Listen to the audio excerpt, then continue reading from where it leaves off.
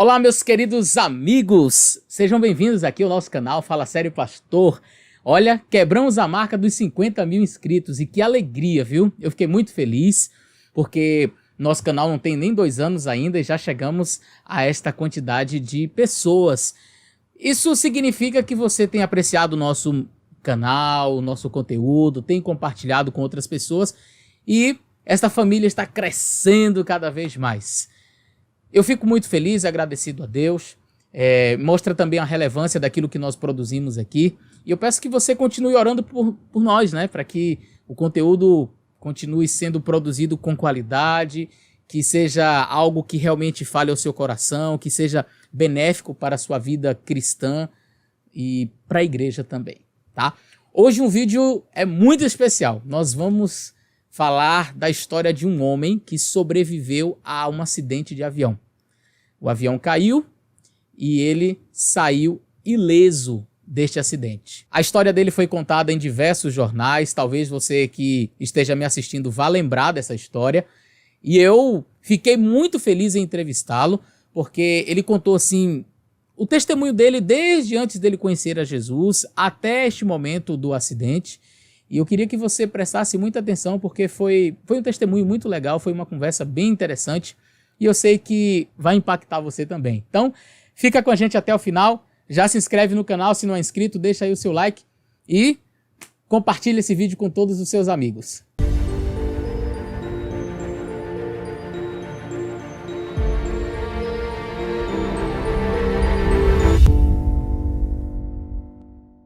Um avião caiu dentro de um cemitério em Cruz Machado, no sul do estado. O piloto morreu e um passageiro ficou ferido.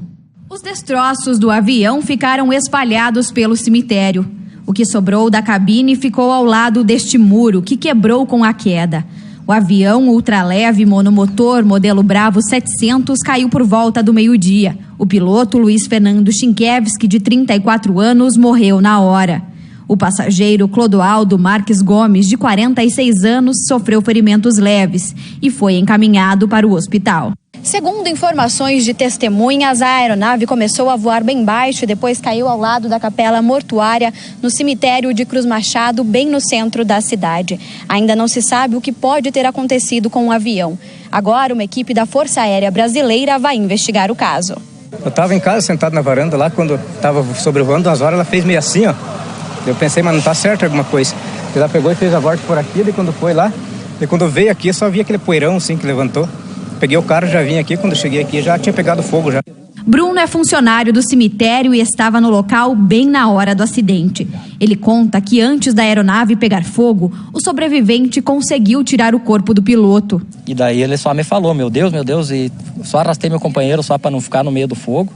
E ele veio no meu encontro ali, ele tava muito desesperado. O avião era de propriedade particular e foi emprestado ao piloto para fazer imagens aéreas. Luiz Fernando era de União da Vitória e estava na profissão há pelo menos 5 anos. A tragédia chocou a cidade de 18 mil habitantes.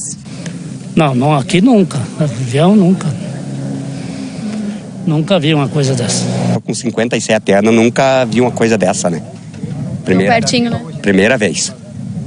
Muito bem, pessoal, conforme eu mencionei para vocês, estou aqui com uma pessoa muito especial, Clodoaldo.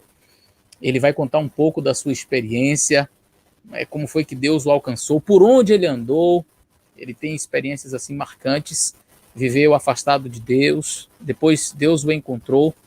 E finalizando este momento assim especial, ele vai contar a experiência talvez mais marcante em sua vida, que foi realmente um acidente de avião, onde ele sobreviveu sem absolutamente nenhum osso quebrado, não sofreu absolutamente nada. E a gente vai conversar um pouquinho sobre isso. Clodoaldo, fala para a gente aí, se apresente, onde você mora, e aí já começa a falar também a sua experiência, de onde você veio, como foi essa história longe de Deus, como foi que Deus o alcançou. Fala para a gente aí um pouquinho da tua história, amigo. Olá, pastor, tudo bem? Meu nome é Clodoaldo, né, como o pastor me apresentou aí. Eu sou psicólogo, sou de União da Vitória, Paraná. Eu frequento a Igreja Central de União da Vitória. E a minha história, pastor, ela é antes de eu entrar na minha história e contar a história para o pastor, porque eu acho minha história muito simples, assim como Deus atuou na minha vida, como Deus me chamou para esse evangelho, como ele se mostrou para mim, né? A maneira que foi, tudo assim, de forma muito simples, eu buscando o meu entendimento, assim, Deus foi se apresentando para mim. E a minha história vai contar muito isso, como que Deus é de fácil acesso. Né, pastor? Eu sempre fui um jovem, assim, que eu tinha uma ideologia de vida, assim, hoje eu olho para essa ideologia de vida, assim, muito estranha, né, porque, assim, eu tinha uma ideia, assim, pastor, que aos meus 40 anos a minha vida não ia prestar mais, então eu pensava assim, cá estou eu com 50, né, mas eu pensava, eu tenho que aproveitar a minha vida até os 40 anos, até os 40 anos eu tenho que fazer tudo que eu posso fazer da minha vida, sabe? E isso estava incluído, e vai um alerta para os jovens agora, né, pastor? Isso estava incluído em bailes, festas, noitadas, mulheres. A minha vida inteira eu dedicava a isso, sabe? Eu comecei muito cedo, né? E sempre buscando isso, buscando bailes, festas, e nessa caminhada, pastor, eu sempre fui um rapaz assim que cuidei da saúde, eu era atleta, eu procurava beber só no final de semana, mas com o passar do tempo, assim, isso foi se degradando dentro de mim. Isso aqui foi ficando meio de lado.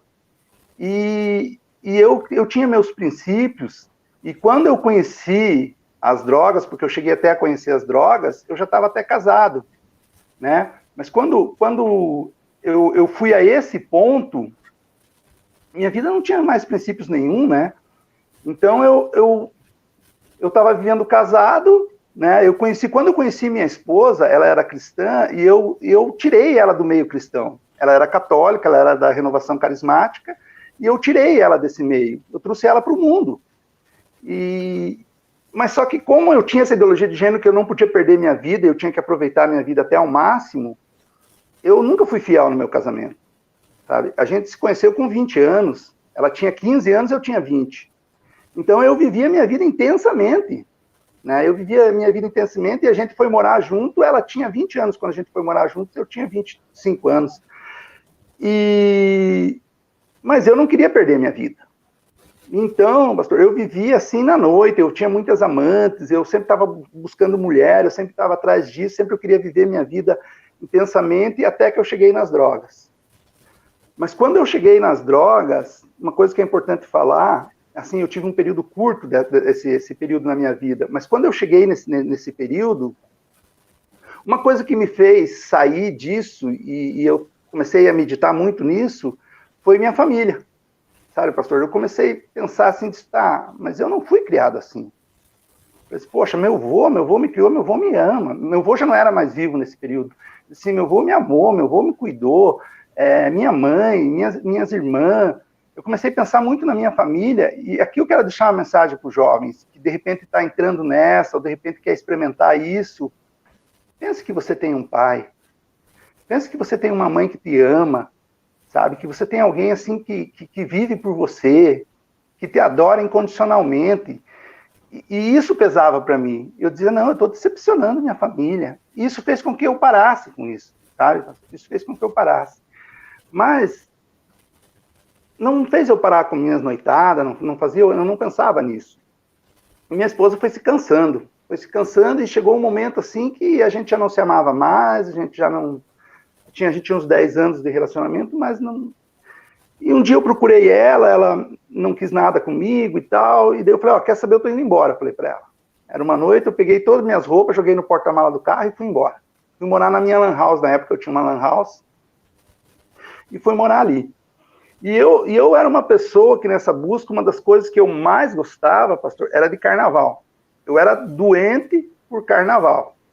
Eu gostava tanto de carnaval que quando ia se aproximando do carnaval, eu comprava um tênis, uma bermuda, deixava escondido na casa de um colega, alguém, para eu poder sair de casa e ir para o carnaval. E daí eu me separei da minha esposa, fui embora, fui dormir nessa lan house, e quando eu estava nessa lan house ali, teve um carnaval. E nesse carnaval eu já tinha conhecido uma moça, um período antes, a gente era colega, eu estava separado, e ela tinha terminado um noivado, e a gente se conheceu ali e marcamos de ir nesse carnaval, num clube aqui da minha cidade, o Clube Concorde. E a gente marcou de ir nesse carnaval E quando eu tô lá nesse carnaval com ela, no meio desse carnaval ela disse assim para mim, meu noivo tá aqui e quer falar comigo. Eu disse, não, vai lá, não tem problema e tal. E ela foi lá falar com o noivo dela. E quando ela foi falar, tô eu no meio do carnaval lá, uma voz fala comigo. Uma voz diz assim para mim, vai embora. Engraçado que a gente daí começa a conversar, né? Eu falei, não, eu não vou embora daqui. Daí aquela voz falou de novo, vai embora. Eu falei, não, eu não vou sair daqui. E aquela voz falou mansamente a terceira vez para mim assim, pastor, vai embora. E quando aquela voz falou pela terceira vez, eu disse, quer saber? Acho que eu vou embora. E saí. Saí, peguei o carro e aquela época era aquela época da lei seca, estava em a lei seca e tal, tinha muita blitz atrás disso para não beber na ceia de carnaval, e eu tinha bebido e tal. E quando eu estou saindo, eu caio naquela blitz. Eles me pegam naquela blitz e o guarda olha meus documentos e diz, tá atrasado teus documentos e tal, mas vamos falar com o sargento ali, se o sargento liberar, beleza. Vamos falar com o sargento era meu conhecido. Quando a gente fala com o sargento ali, ele diz, não, é pátio, pode levar preso o carro. Eu digo, legal, né, o cara é meu amigo, tá. Mas fomos presos. E quando eu fui preso lá, eu tive que ir junto para assinar a papelada, tudo, isso demorou umas 3 horas lá. Isso foi o tempo onde eu fui ficando são. Foi passando o que eu tinha tomado ali, fui ficando são, e eu conversando com o guarda lá e tal, o guarda disse, você é um cara muito legal e tal, vamos fazer o seguinte, eu vou te levar, não posso te levar até a tua casa, até o teu bairro lá, mas eu te levo até a ponte, e daí você atravessa a ponte e tá em casa. Eu falei, não, tudo bem. E assim ele fez. E ele me deixou na ponte, e quando eu atravessei a ponte, para passar nessa ponte, para atravessar, para chegar onde era a minha lan house, que eu estava dormindo, tinha que passar pela minha casa. E quando eu passei a pé, eu olhei para a minha casa. E lembrei, assim, eu falei, poxa, tudo aquilo ali foi meu, né? Lembrei até do meu cachorro, tudo, mas daí eu não dei bola para aquilo, sabe? Não, disse, isso aí já era, não dei bola. Aquilo nem me tocou. E cheguei na lan house. E quando eu cheguei na lan house, eu pensei, eu não sei o que me deu, eu falei, eu vou ligar um dos computadores, eu vou dar uma acessada. Liguei um computador e comecei ali a... Eu não lembro o que eu digitei, eu não lembro como que aquele vídeo apareceu para mim. E daí apareceu um vídeo, pastor, do Padre Zezinho, cantando uma música chamada assim, Ninguém Te Ama Como Eu. E nessa música, ela dizia assim, eu tenho andado do teu lado, eu tenho esperado por esse momento, eu tenho esperado que você viesse a mim. E ali aparecia Jesus sendo surrado, Jesus sendo chicoteado, Jesus sendo maltratado ali. E quando eu via tudo aquilo, eu disse assim, Jesus falou para mim assim, disse assim, olha o que eu fiz por você e olha o que você está fazendo com a tua vida. Aquilo mexeu dentro de mim, pastor. E assim, e quando eu vi as palavras assim, olha, eu tenho esperado esse momento, eu tenho esperado que você viesse a mim, eu comecei a chorar. Me deu um desespero, me deu um remorso imenso, pastor, eu comecei a lembrar da minha vida, eu pensei, o que eu estou fazendo com a minha vida, olha, sabe, e aquilo mexeu tanto comigo, assim, eu falei, olha, Senhor, eu entrego minha vida a Ti, sabe, ali foi meu ponto de virada, ali eu encontrei Deus, sabe, e ali eu falei assim, ó, Senhor, eu quero me entregar a Ti, mas eu preciso que você me traga a minha família de volta, porque se eu errei com a minha família, se eu fiz tudo errado, eu preciso que o Senhor reconstrua a minha vida. Então, me mostre como que eu devo fazer e eu me entrego minha vida a Ti. Se o Senhor me trazer minha família, eu me entrego a Ti. No outro dia, cheio daquilo, no outro dia, eu corri lá falar com a minha esposa, né? Corri lá na minha casa, minha esposa disse, olha, eu encontrei a Cristo e vim aqui, quero voltar com você. Ela deu um sorrisinho para mim e disse assim, eu não quero você nem pintado de ouro. Assim, eu não quero você nunca mais e tal. E assim, a única coisa que eu posso fazer por você é te dar uma Bíblia. Minha esposa tinha costume de dar Bíblia para muita gente e tal. E eu falei, eu quero, falei. E ela me deu uma Bíblia da Ave Maria. E eu peguei aquela Bíblia e levei para o meu quartinho e comecei a devorar aquilo. Comecei a ler a Bíblia, li a história de Jó. Daí quando eu li a história de Jó, eu via que o meu sofrimento, o que eu estava passando ali não era nada. Eu dizia, não, o que eu estou passando não é nada. Olha o que Jó passou, né? E aquilo me dava força e eu continuei ali. E daí eu li das imagens, pastor. A primeira coisa que eu aprendi na Bíblia foi sobre as imagens, né? Eu li ali que a gente não deveria adorar a imagem, né? E quando eu li assim, que a gente não deveria adorar a imagem, e às vezes eu vejo algumas pessoas falando assim, não, eu tenho as imagens na minha casa, mas eu não adoro. Eu falei, como você não adora? Só o fato de você ter a imagem na tua casa, você já está adorando, né? Se você não adora, você não precisa disso na tua casa. E daí E eu entendi isso rapidamente, mas como eu tinha voltado para os caminhos de Deus, eu era católico, eu tinha voltado para a católica, mas eu tinha entendido isso na Bíblia. E quando eu entendi isso na Bíblia, eu fui numa missa, tinha uma missa aqui na minha cidade, que ela demorava das 7 às 11 da noite, essa missa era no meu bairro, e ali eles tinham um ritual de entrar com a Nossa Senhora, e eu fui convidado para fazer esse ritual. A pessoa veio e disse, Clodoaldo, você quer entrar com a Nossa Senhora? Você entra aqui, você leva até ela no final e entrega para o padre lá no final da igreja, no púlpito lá. E eu fiz isso. E quando eu estou entrando com a Nossa Senhora, uma imagem grande, enorme, as pessoas vinham e começavam a colocar roupa na minha frente, colocavam roupa, colocavam fotografia, e eu ia passando com aquela imagem, algumas pessoas chorando e tal. E quando eu cheguei lá na frente, no altar, que eu entreguei para o padre, que eu me virei e vi aquela multidão, assim, as pessoas tudo olhando para aquela imagem, todo mundo chorando ali, aquelas roupas, aquelas fotos, aquelas coisas, eu disse assim, não, isso aqui está errado, eu pensei comigo. Nós estamos adorando uma imagem, isso não pode, eu li na Bíblia, eu falei, isso aqui está errado. E aquilo me chamou a atenção, assim, mas continuei. E daí eu li na palavra de Deus, eu li assim, que a bebida não podia dominar o homem. Né? Eu li ali que a bebida não podia dominar o homem. Eu falei, então eu posso beber, só que eu não posso deixar a bebida me dominar. Eu entendi assim. E saí uma noite.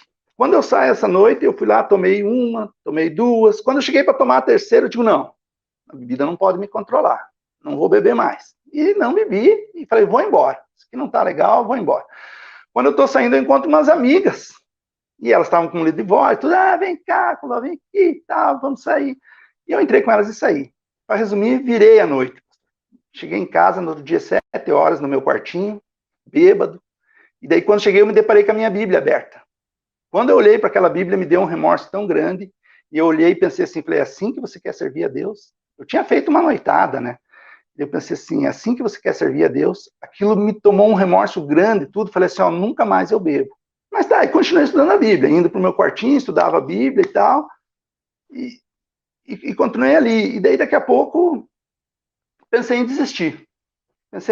Falei, poxa, esse troço, minha mulher está irrelutiva e tal, não volta.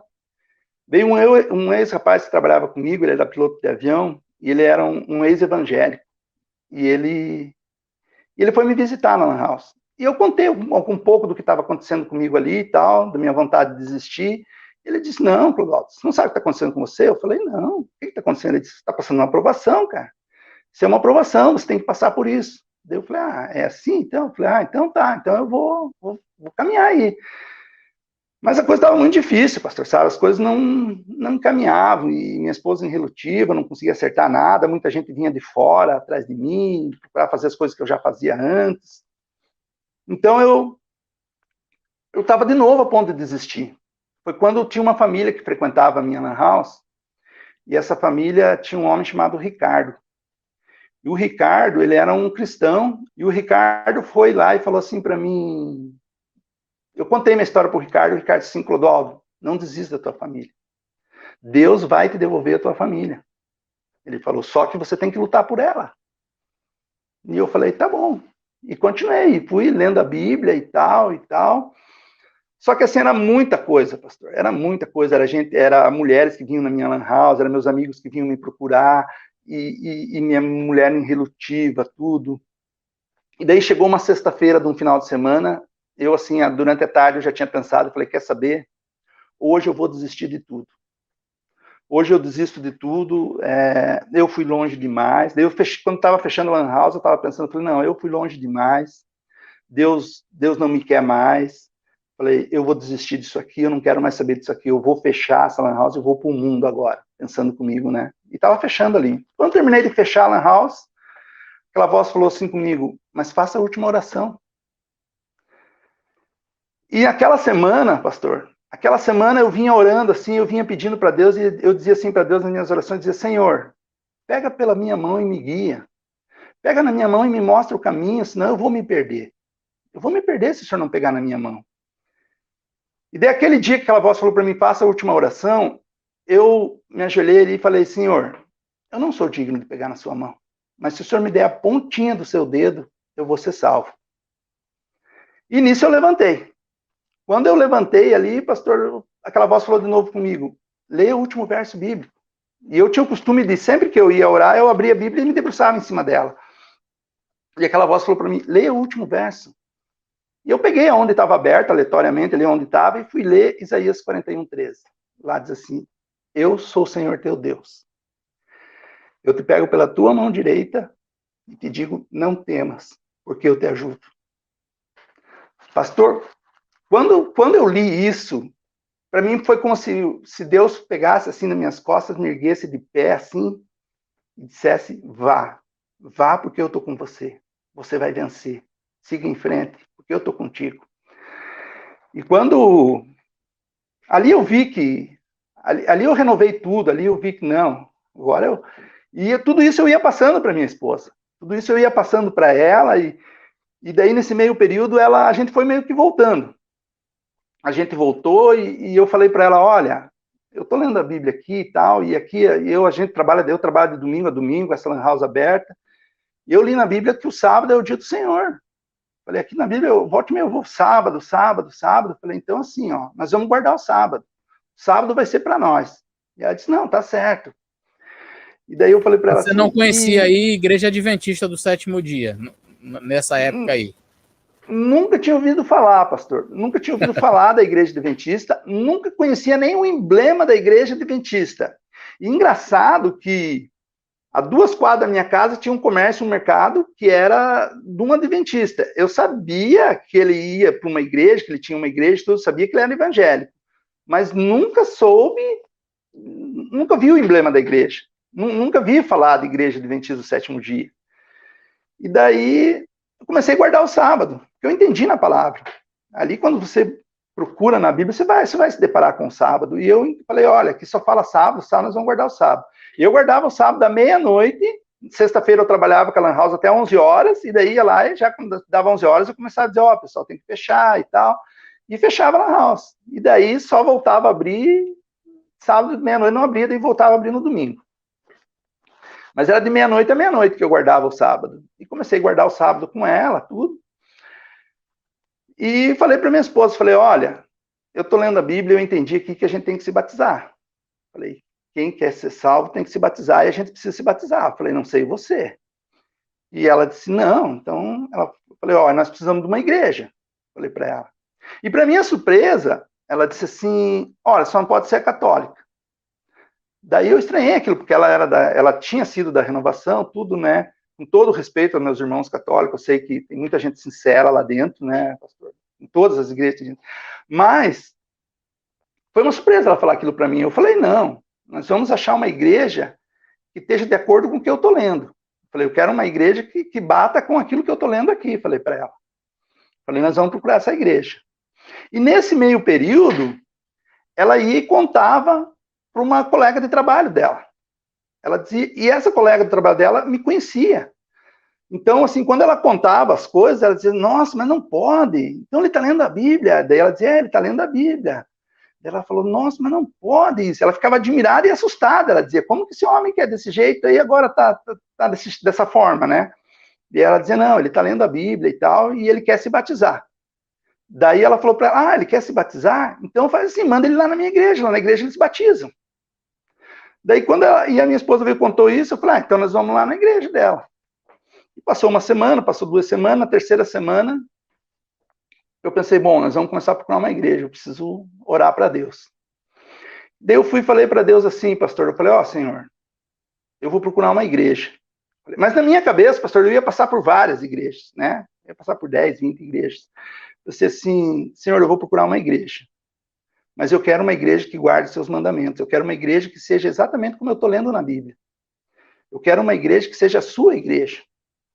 Eu falei para Deus. E falei assim, e eu não sou digno, mas eu preciso de um sinal seu para mim entender que essa é a sua igreja. Eu falei, o sinal que eu quero do Senhor, que é o pregador, o pastor que vai estar lá, eu quero que ele me faça chorar. Naquele tempo, não era meio comum eu chorar assim. Hoje eu sou mais manteiga derretida, assim, hoje eu choro à toa. Mas naquele tempo, não. Então eu falei, olha, se o pregador me fizer chorar, é porque essa é a sua igreja.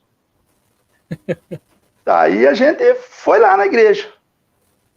Fomos na igreja central de União da Vitória. Eu fui com a minha esposa, e quando eu chego lá, eu sento no canto do banco, sento a minha esposa no meio, e essa amiga dela vai e senta na ponta. E essa amiga dela, comentando com ela, falou para ela, disse, eu que vou pregar hoje. E daí a minha esposa vai e diz, é a Janete que vai pregar. Quando ela falou que era a Janete que ia pregar, eu dei uma baixada no banco assim, olhei para o lado, e vi aquela senhora ali, e falei assim, se essa mulher vai pregar aqui, não é a igreja de Deus. Falei assim, sabe? Mas, pastor, essa mulher falou coisas no púlpito que só eu e Deus sabia. Essa mulher falou coisas no púlpito que, assim, eu nunca tinha falado para ninguém. Coisas assim que só eu confessava para Deus as minhas lutas dentro do meu quartinho lá. Essa mulher começou a falar lá. E até hoje eu me emociono, né? Porque naquele dia eu travava meu queixo para não chorar, eu travava os dentes assim, meu queixo tremia e eu me despencava a chorar. Eu chorei o sermão inteiro dessa mulher. E eu falei assim, aqui é a igreja de Deus. Falei, é essa igreja que guarda os mandamentos de Deus, é essa igreja. Falei para minha mulher e nisso veio um rapaz falar comigo lá, e eu disse para ele, eu quero me batizar. Ele disse, não, calma aí. Ele falou, você tem que estudar tudo. Eu falei, não. Ele falou, não, então vem à tarde aqui nós conversamos. Eu falei, então tá bom, à tarde eu venho. Quando eu cheguei à tarde lá, eu cheguei para ele e digo, eu quero me batizar. Ele disse, não, você tem que estudar. Ele falou, você tem que estudar a Bíblia e tal. Eu falei, não, já estou estudando, já guardo o sábado, tudo. Falei para ele. Ele disse, não, você tem que estudar e tal. Eu falei, tá, e se eu morrer nesse tempo? Ele disse assim, não, se você morrer, a tua decisão já está tomada, ele falou. Eu falei, bom, não, então se é assim, então tudo bem. Eu falei, então eu aceito estudar primeiro antes de me batizar. E daí a gente estudou era para me estudar 6 meses, a gente estudou 3 meses e eu fui batizado, minha esposa se batizou junto comigo, né, e foi uma bênção. Isso na igreja adventista? De paixão. Isso na igreja adventista, a primeira igreja que Deus me levou e foi ali já. E ali eu comecei minha caminhada dentro da igreja e já fui diácono e muito rápido, assim, o pastor me chamou para o pensionato e me colocou ali e eu fui para o pensionato da igreja e comecei minha caminhada dentro da igreja e fui obreiro bíblico daí, de obreiro bíblico eu fui obreiro para a associação e daí da associação eu voltei para a minha igreja de volta, né, que eu fui trabalhar em Curitiba ali, eu fui fazer um trabalho missionário em Curitiba, a gente abria tendas, fazia tendas, evangelismo público, né, trabalhei com o Marcos Tosta, né, que a gente perdeu recentemente ele aí, um grande homem que batizava e dizia que escritos com letras de ouro, que jamais se apagam, né, e trabalhei com ele, tive a felicidade de trabalhar com o pastor, e daí voltei para a minha igreja, logo voltei para o pensionato e fiquei ali um período de 4 anos dentro ali do pensionato, trabalhando, e nesse meio período a minha esposa foi e disse assim para mim, Clodoro, por que você não... Ela sempre falava para mim, volta a estudar, você precisa estudar e tal. E eu tinha só a 8ª série, pastor, eu nunca fiz 1º grau, 2º grau, 3º grau, né, nunca concluí, sabe? E daí eu falei com Deus de novo, falei, Senhor, e eu tinha um sonho de fazer teologia. Eu queria fazer teologia, quando descobri a igreja, né? Quando descobri a igreja, nenhum curso me chamou a atenção. Eu nunca fui estudar, pastor. Meu avô tinha condições, meu avô mandava eu escolher o que eu quisesse, mas eu queria festa. Meu avô dizia assim, escolha o curso que você quiser, eu pago para você. E eu dizia, eu não queria, eu não me interesso por isso, sabe? Eu não queria. Então, mas quando eu descobri a Bíblia, aquilo assim, é uma coisa que eu gostava de estudar, é uma coisa que me chamava a atenção. Então, eu pensei assim, eu falei, quero fazer teologia, mas daí, devido às minhas condições financeiras, eu longe, tudo, nunca teve. E no meio de eu estar dentro da igreja há um tempo, ela falou, você precisa. Minha igreja era uma igreja muito culta, assim, pastor, tinha muito, só advogado tinha uns 15 na minha igreja, sabe, então isso me incentivou também a querer estudar, sabe, a igreja também me colocou isso, eu falei, poxa, e daí me fez eu voltar a estudar. Mas como que eu ia voltar a fazer o 1º, 2º, 3º grau, né? Tinha o Enem na época. E o Enem era dado para você conseguir a conclusão dos 3 períodos, né? Se você alcançasse as notas no Enem. Mas, pastor, eu era um homem que até eu ir para a igreja, eu nunca tinha pego num livro. Nunca tinha lido um livro. E eu não tinha o 1º, 2º, 3º grau. Hoje, pastor, Recentemente, há um tempo atrás, eu li esse livro aqui, pastor, ó, O Conflito dos Séculos. Eu li esse livro de 800 páginas, de capa a capa, um grande livro. E desse livro aqui, foi tirado um livro da nossa igreja, que é o Grande Conflito, né? O Grande Conflito saiu do Conflito dos Séculos. E eu quero dizer, independente da denominação, das pessoas que estão ouvindo esse vídeo, tudo, leia esse livro. Leia O Grande Conflito de Ellen White. Tem outras capas, tem outros modelos, mas leia, porque a literatura, a leitura é tudo dentro da igreja. Porque se você não lê, você não cria alicerces. Se você não buscar entendimento, se você não buscar umas fontes limpas que te mostrem o verdadeiro evangelho, é muito difícil você criar. E no tempo que nós estamos para viver, e já estamos vivendo, né, pastor? Se você não buscar uma literatura, se você não ler, vai se tornar muito difícil você criar alicerces dentro da igreja. Então, eu indico esse livro para as pessoas, quem quiser ler, leia O Grande Conflito de Ellen White. Então, e eu, como não tinha isso, pensei, é impossível passar no Enem. E para honra e glória de Deus, pastor, eu fiz o primeiro Enem, só não passei em uma matéria. Só não alcancei a nota para uma matéria. E daí eu fiz o segundo, e no segundo eu reprovei em algumas, mas naquela matéria que eu precisava, eu passei, e reunindo tudo, eu fiquei apto para entrar para a faculdade. E entrei para a faculdade, me formei, fui estudar psicologia, sou formado em psicologia, e nesse período de eu estar na faculdade e estar estudando, eu fui assim, me esfriando dentro da igreja, pastor. Eu fui assim, o evangelho parece que foi perdendo a cor para mim, sabe? E uma coisa eu digo assim, eu tenho pregado em muitas igrejas aí, tenho ido muito fora pregar, e quando eu prego eu digo assim, ó, cuide muito com as paredes da igreja. Cuide muito achando que as paredes da igreja vão fazer de você um cristão, né? Parede de igreja não faz ninguém cristão, pastor, porque o evangelho tem que estar dentro da tua casa, sabe?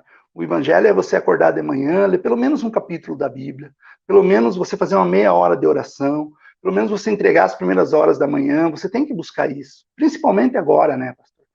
E às vezes a gente está indo para a igreja, que nem eu era ancião de igreja, mas eu ia lá e assim, eu não tinha mais, assim, eu não ajudava o próximo, e dentro da psicologia até eu descobri, pastor, que eu era um homem muito egoísta, sabe? E no evangelho não tem lugar para pessoas egoístas. E quando eu descobri isso, eu comecei a olhar muito para dentro de mim, o que eu fazia, como que eu fazia, e vi que de repente muitas coisas a gente se ilude. E muitas vezes, às vezes a gente se ilude dentro da igreja, achando que a gente está no caminho certo, pelo fato de você estar indo todo sábado na igreja, mas dentro de casa você não é aquilo que você é lá.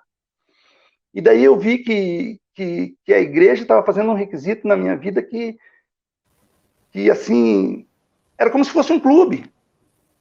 Sabe? Eu estava indo na igreja como se fosse um clube, daí eu disse, não, está errado isso, eu preciso encontrar Deus novamente. E daí eu comecei a orar para Deus e falei assim, Senhor, eu não posso voltar a ser o que eu era. Senhor, eu preciso que o Senhor mexa comigo, Senhor.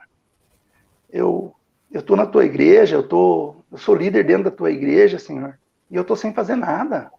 Eu estou só cumprindo o requisito. Daí eu falei assim, Senhor, toca no meu coração, Senhor. Mostre para mim que o Senhor é Deus de verdade. E aí eu falei assim, Senhor, mostre para mim que o Senhor está no controle de todas as coisas. Eu falei, eu preciso saber que o Senhor está no controle de todas as coisas. E nessa época, eu trabalhava como fotógrafo. Eu era fotógrafo aéreo, né? E eu tinha feito uns trabalhos em Curitiba, a gente tinha feito ali em Ponta Grossa. Daí eu vim embora para minha cidade, né? E quando eu cheguei na minha cidade, a gente veio para descansar, ficar uns 15 dias na cidade aqui descansando. Daí o rapaz que trabalhava comigo disse assim, ó, Clodoaldo, eu achei um avião aqui na cidade, o que você acha? Nós estamos aqui, vamos fazer um voozinho aqui, fazer umas coisas aqui, e ficamos mais um tempo em casa daí. Eu falei, beleza, bem legal, falei para ele. Ele falou, vamos fazer Cruz Machado ali, Cruz Machado é uma cidadezinha aqui perto, 50 quilômetros, né? Até mandar um abraço para os irmãos ali de Cruz Machado, eu sempre estou lá pregando, todo sábado estou lá pregando, uma vez por mês eu vou lá em Cruz Machado pregar. Daí, e convido os irmãos de Cruz Machado para ir lá visitar nossa igreja em Cruz Machado. Então a gente foi fazer esse voo ali. E aquela semana eu estava em casa e tal. E assim, hoje eu percebo que assim, até minhas orações eu não andava fazendo em casa, sabe? Daí no dia de eu ir no aeroporto, eu levantei, meu neto estava em casa, eu falei com o meu neto ali, e daí pensei em levar ele junto até pro voo. E daí falei, não vou levar, tá meio frio e tal, falei, não vou levar. E saí para ir, o aeroporto é perto aqui, eu fui a pé no aeroporto. Peguei meu material e fui a pé. E eu não conhecia, já tinha visto falar do piloto, o piloto que estava no avião, ele era professor, ele era instrutor de voo, era um piloto muito bom, ele dava aula de avião e tal. E quando eu cheguei lá, eu não conhecia a aeronave. Falei, vou ver que aeronave que é essa, porque de repente, né? Mas quando eu cheguei lá, para minha surpresa, a aeronave era nova, mas nova, pastor. Assim, os bancos de couro, tudo. Eu nunca tinha voado ainda numa aeronave assim tão bem cuidada, tão nova, sabe? E aquilo me passou uma segurança, sabe? E quando eu vi, assim, o piloto fez todo o procedimento que é de praxe fazer, ele fez tudo aqui, eu falei, nossa, estou sossegado aqui. E eu tinha um costume de sempre que eu ia voar, eu ia num banheiro e fazia uma oração antes. E aquele dia eu fiquei tão seguro que eu não fiz. E eu estava também tão distante que eu não fiz essa oração. E a gente entrei no avião, quando a gente estamos na cabeceira da pista para decolar, eu lembrei que eu não tinha feito nenhuma oração. E quando eu lembrei, eu pedi ali para Deus em silêncio, falei, Senhor, me protege, né, me traz de volta e tal. Fiz uma oração assim para Deus ali em silêncio. E a gente levantou o voo e fomos, né? E daí a gente foi para o interior do Cruz Machado, eu fiz várias fotos no interior e tudo, e daí falei para o piloto assim, falei, agora a gente vai para o centro. Quando a gente está entrando no centro de Cruz Machado, eu vejo uma torre, eu digo para ele, olha a torre ali, a gente está voando na altura da torre, assim, a torre em cima do morro.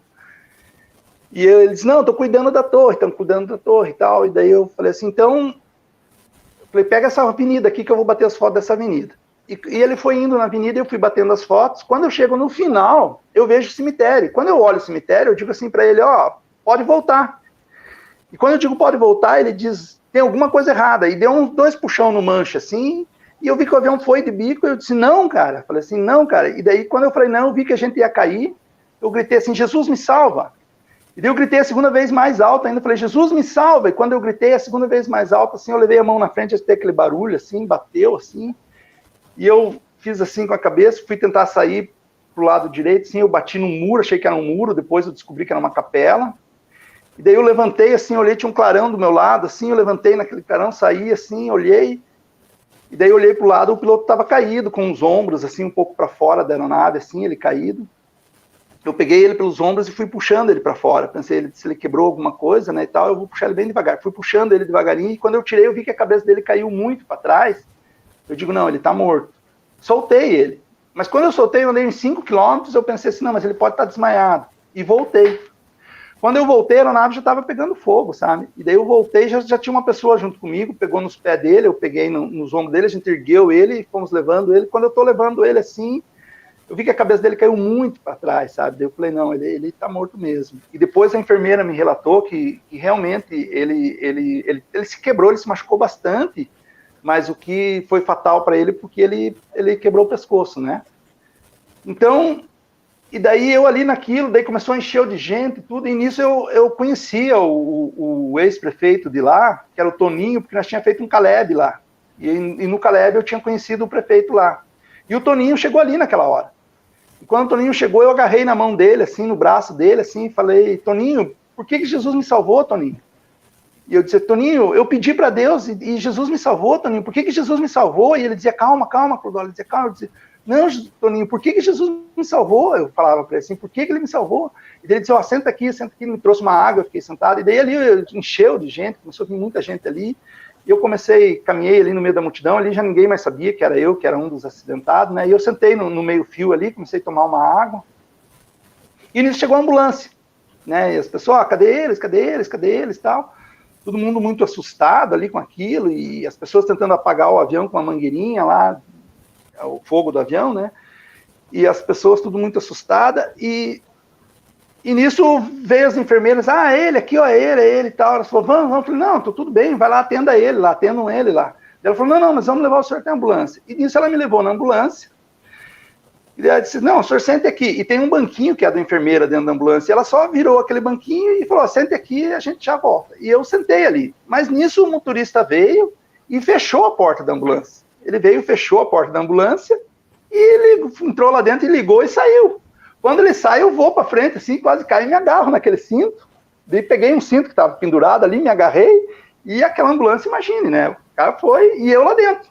Ia para um lado, ia para outro, digo, agora vou morrer aqui, né? Escapei do avião, vou morrer aqui na ambulância. E agarrado naquilo ali. E fui chegando no hospital. Quando a gente chega no hospital lá, os médicos já estavam esperando e tal, né? E ele abre a porta, o médico olha e diz, cadê as enfermeiras? Eu, não sei. Daí ele falou, não, vamos imobilizar você. Ele disse, vamos imobilizar você. Daí eles me imobilizaram, tudo, o hospital fez todo o procedimento, médico ali, tudo, né? E depois de todo o saculejo lá, depois de estar agarrado e vai para cá, vai para lá, agora que vai imobilizar. Daí vão imobilizar. E daí imobilizar, levar. E lá como é uma cidade pequena, o médico lá disse, olha, eu não tenho como te examinar mais profundo, vou te mandar para a União da Vitória. Daí eu vim para a União da Vitória, imobilizado, tudo. Daí aqui já tinha uma junta médica me esperando, tinha colchão, um pano térmico que eles esperam, acidente e tal, né? Mas quando a médica me viu, ela disse assim, tá, Clodoaldo, mas chegou um rapaz que caiu de bicicleta aqui agora há pouco, ele tá mais machucado que você, ela falou. Não tá te doendo nada? Eu falei, não tenho nada. E daí ela examinou e foi feita uma bateria de exames em mim ali no hospital. Fiquei um dia no hospital, eles fazendo. Depois eu descobri que um dos médicos do hospital era sócio do avião, também era um dos donos do avião, e ele veio me atender, ele me cuidou. Fizeram uma bateria de exame, até ele brincou comigo, ele disse, ó, o que a gente conseguiu achar foi 2 pedras aí no teu rim, isso aí se toma água que vai embora, ele falou, sabe? Então, e daí ali assim, eu entendi, assim, uma coisa, pastor, porque se eu tivesse me quebrado, se eu tivesse me machucado todo, né, mas tivesse salvo, eu ia dizer, Deus poupou minha vida, glória a Deus. Mas como eu saí dali sem sair uma gota de sangue minha, pastor, sem quebrar nenhum osso, nada, Deus falou assim para mim, olha, eu estou no controle de todas as coisas. Sou eu que controlo tudo. E isso vale para todos nós, né, pastor? Porque às vezes a gente pensa que temos um Deus ausente da nossa vida, né? E Deus é presente. Deus, ele está no controle de todas as coisas, sabe? Então, ali eu senti Deus na minha vida, e ali o meu verso era o verso Isaías 13, 41, né? Mas daí eu me lembrei do livro de Jó, onde ele diz assim, eu te conhecia só de falar, mas agora eu te vejo.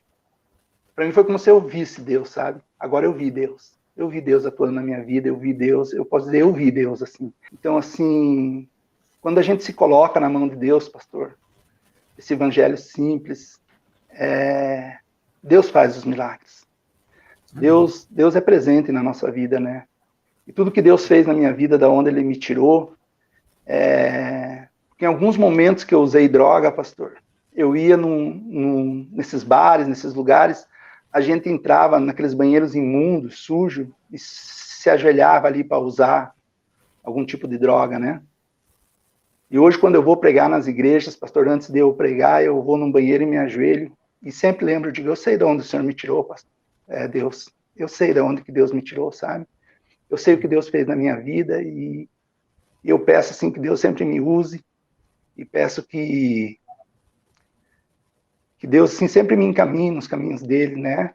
Amém. E que encaminhe também todo mundo que vai estar ouvindo esse vídeo, que Deus se faça presente na vida de todo mundo, como foi na minha, como tem sido na minha, e que nós possamos entregar mais a nossa vida a Deus, pastor.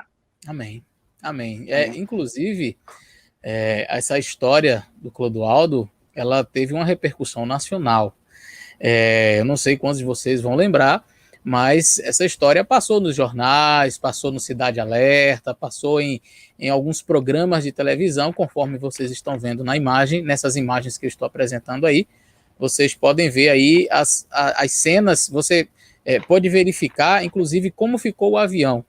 Olhando para essas imagens aí, ninguém diria que era possível sair daí um sobrevivente. E se saísse alguém, né, sobrevivendo, seria realmente bastante machucado, bastante complicado, aí, com o osso quebrado, com cortes.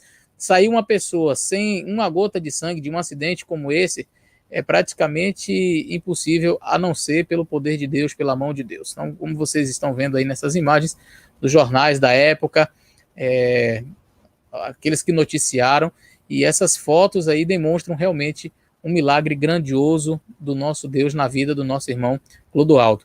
Irmão Clodoaldo, que fantástica experiência, excelência. Que história impressionante. Eu tenho certeza que outras pessoas também têm histórias bonitas, outros que acompanham aqui o nosso canal têm histórias bonitas, mas a gente vê assim a mão de Deus guiando, né?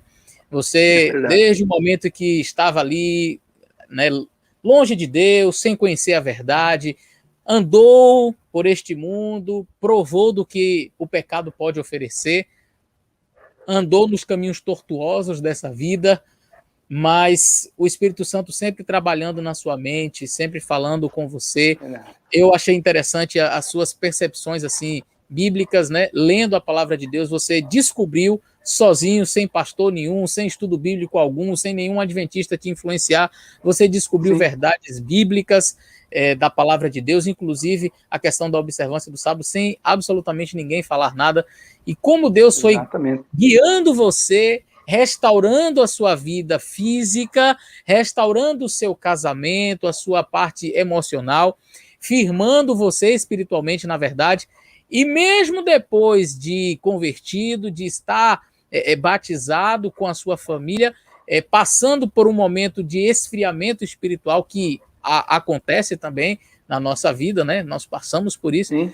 A gente vê ali ainda assim a mão de Deus te guiando, te protegendo e te livrando, né, desse acidente terrível, um avião caindo sem maiores explicações, uma aeronave, como você disse, assim, segura, nova, um piloto experiente. Nós não entendemos todas as coisas, não sabemos os porquês, mas a gente pode ver como Deus é um Deus grandioso, que cuida de nós, que nos ampara, que nos guia e que nos salva. Muito obrigado, Clodoaldo, por sua experiência. Obrigado por compartilhar conosco aqui em nosso canal este milagre de Deus. E eu diria que o milagre maior, Clodoaldo, não foi sair vivo do avião. Sempre o maior milagre é o milagre da conversão. É Deus resgatar o pecador, é Deus ir buscar alguém que está lá no fundo do poço, lá nas drogas, lá com o casamento destruído, com a vida destruída, com sabe, tudo acabado. E Deus dizia assim, eu tiro você daqui e te trago para a luz. Esse é o maior milagre. Que Deus possa abençoar você, Clodoaldo, abençoar a sua vida, a sua família, abençoe também o seu ministério, as igrejas por onde você tem passado, por onde você tem sido luz. E que Deus abençoe você, querido amigo, que nos acompanhou até agora, neste testemunho impressionante, nessa história bonita. Que Deus possa abençoar você. Compartilhe esse vídeo com seus amigos, eu tenho certeza que eles também serão abençoados. Um grande abraço e até o nosso próximo vídeo.